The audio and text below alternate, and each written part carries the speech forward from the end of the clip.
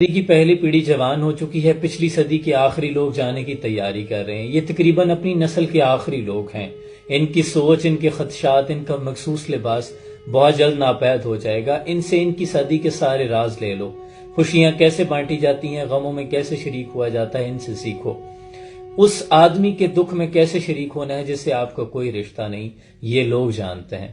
نئی نسل کے لوگ صرف اس کو ترک کرنے کا نقصان گن لیں تو بہت ہوگا۔ ہم لاکھ دعوے کریں مگر حقیقی معنوں میں یہ وہ لوگ ہیں جنہوں نے 2 جنریشن کا فاصلہ ماپا ہے۔